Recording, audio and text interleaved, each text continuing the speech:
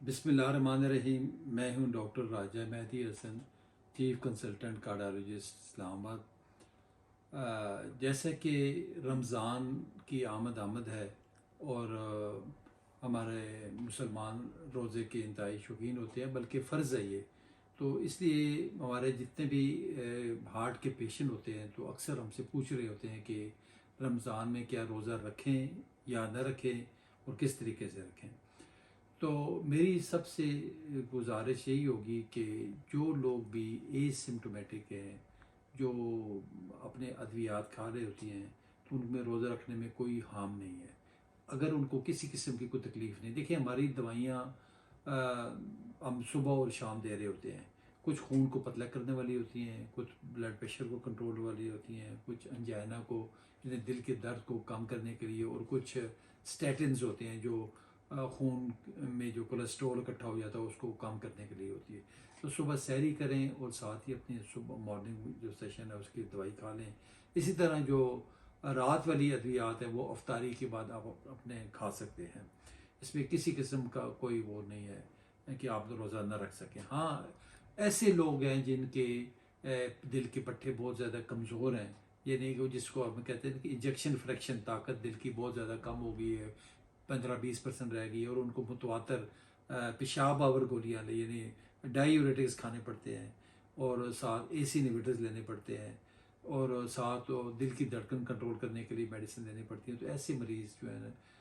ان severe heart failure کے جو patient ہیں ان کو ہم منع کرتے ہیں کہ وہ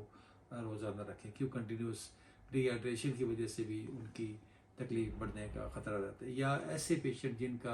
جن کو ابھی ریسنٹلی کوئی ہارٹ اٹیک ہوا ہے اور وہ ادویات کے اوپر ہے، وہ ڈسچارج ہوئے ہیں ہاسپٹل سے ریسنٹلی، یا ان کو کوئی سٹنٹنگ وغیرہ ہوئی ہے، یا کوئی مین کو پروسیجر کیبیج وغیرہ ہوا ہے، تو ایسے لوگ بھی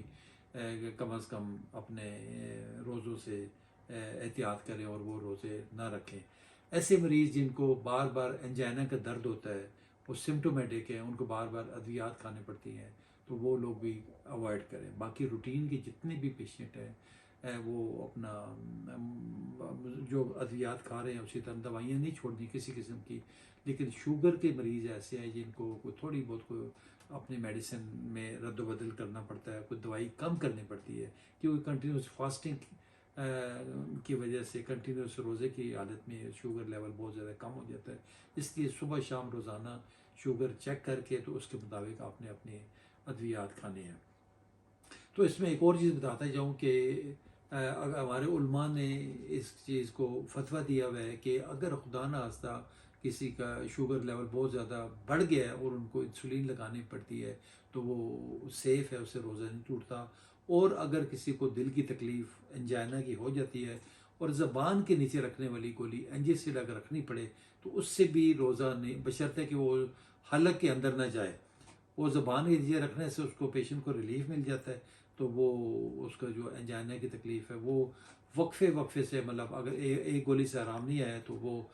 15 منٹ کے وقفے سے ایک اور گولی رکھ لیں، اس سے بھی نہ ہوا تو ایک اور گولی زبان کے نیچے رکھیں۔ اس سے کیونکہ سب لنگول وہ نائٹریٹس ہوتے ہیں، وہ ایبزارب ہو کے اسکن میں جاتی ہے اور اس سے پیشنٹ کو ریلیف ملتا ہے۔ تو یہ وہ ضروری چیزیں ہیں جن پہ آپ عمل کر کے اپنا روزہ بھی رکھ سکتے ہیں، اور اسلامی